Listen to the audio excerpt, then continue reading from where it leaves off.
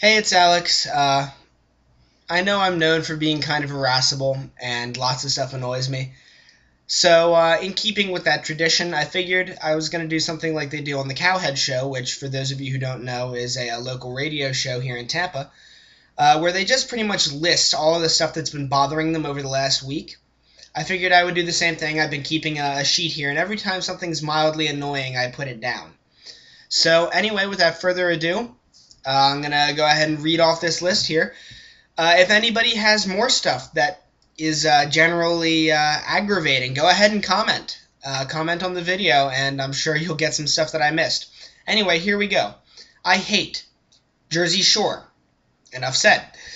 Fake music artists like Miley Cyrus and the Jonas Brothers. People who say things on Facebook that they would never dare say to your face. When you get something at a drive-thru, and that something requires a utensil, like, I don't know, chili at Wendy's or something, and they don't give you the utensil. That's great. I'm going to, I don't know, eat this chili just with my hands. That's cool. Thanks. Comic strips, like Sunday Morning Funnies, that try to have a moral and or teach you a lesson. What are you doing? The next time I want philosophical information for Garfield, I'll let you know, but that's not really my go-to source for deep insight. Okay, people that only and exclusively like indie bands. There's a reason bands go from being indie to being mainstream. Because people like them.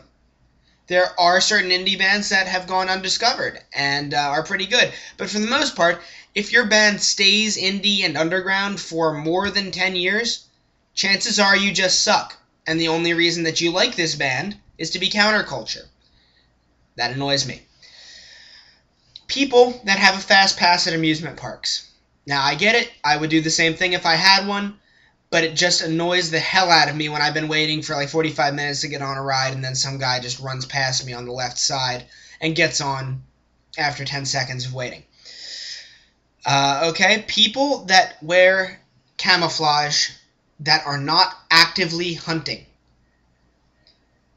That doesn't give you an excuse, even if you hunt regularly. You cannot wear camouflage unless you are actively in the woods with a gun and or a crossbow or whatever the hell you want to use, hunting. In there, it makes you blend in. Anywhere else, it's like, oh, there's an asshole. Okay, on that same vein, people that have seat covers and or steering wheel covers inside their car that are camouflage. Why? There's no reason. None at all. You're never going to be hiding from a deer inside of your car. Don't do it. Again, you just look at it and say, yeah, that's a douchebag. That's pretty much it. Alright, people that are over the age of 14, and this is specifically goes out to girls more than guys, although I suppose some guys might be in the same vein, I don't know. People over the age of 14 that are obsessed with a cartoon or Disney character. Like girls who drive around with the Tinkerbell decal on their car. It's not cute. It just, yeah, it's annoying. Surprise. Alright. People that upgrade to every single new phone that comes out.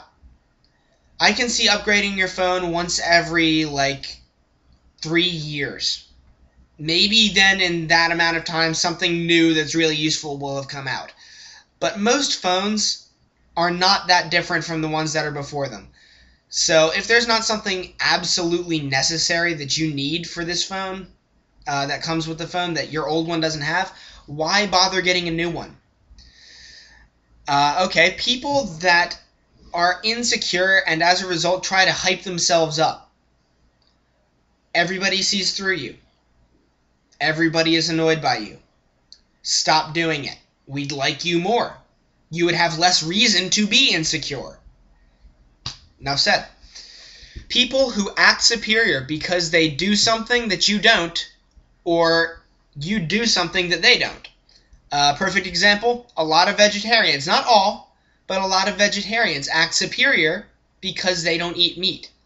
I'm not sure why that is, and it annoys the hell out of me. People who are white, like me, Caucasian, and dress like they're black and from Compton. Once again, you aren't fooling anyone. Nobody's like, damn, look at that gangsta over there. No. They're like, he's an idiot. Don't do it. You look stupid. People that try way too hard to make yo mama jokes.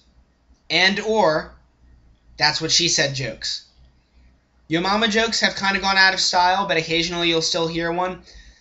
And that's what she said jokes have been all of the comedic rage for like the last 2-3 years. They're fine with me. I don't care. Sometimes they're funny. But if you try way too hard and like really reach for that joke, it's not funny. It's just annoying. Kind of awkward a lot of times. Don't do it. Back to clothing. People who wear affliction or tap out clothing that are not actually MMA fighters. You look like a douchebag. I'm sorry if I'm the first one that has told you this, but I figured you should know. Ed Hardy, too. If you wear Ed Hardy, especially if you're a guy, douche. You, my friend, are a douchebag. Seek help. People that skateboard at USF. Once again, I get it. It'll get you from point A to point B quicker, but it's really annoying for us pedestrians that have to constantly worry about being run over. And really, all I want in life, at least this semester, is to see one of you skateboarders take your eyes off of the sidewalk for a few seconds, hit a curb, and faceplant into the pavement. I would laugh really hard.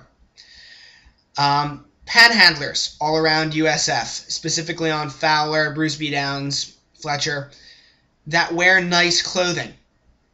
If you're wearing khakis, a button-down shirt, and, like, dress shoes, you have no business panhandling.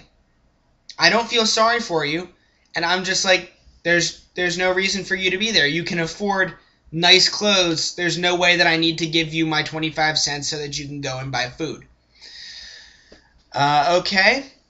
Car commercials on the radio and or television that scream at you for 3 or 4 minutes. At the worst, and even for a minute is horrible.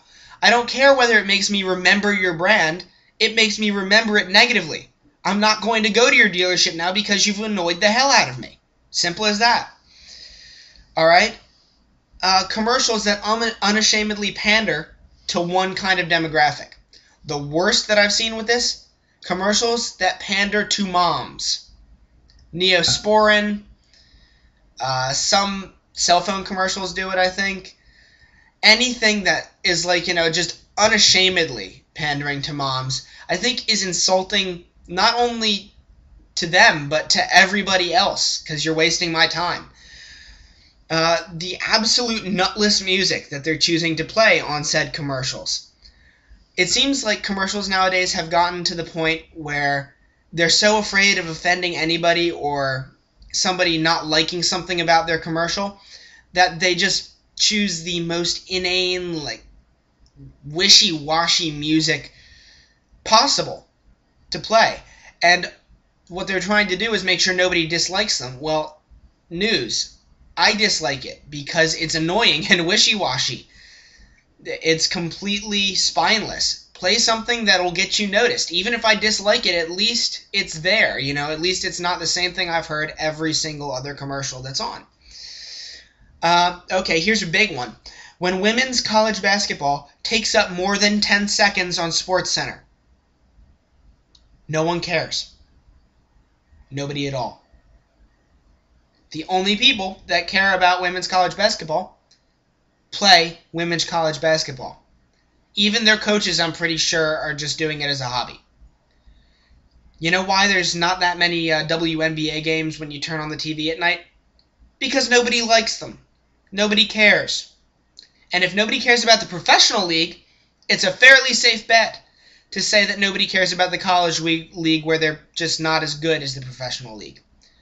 Take a cue, ESPN. I don't care how many games UConn women's college basketball team has won in a row. Not in a row. I don't care. Please don't tell me. Last, at least for now, Plavix, which is like an antiplatelet medicine, I think, for your heart.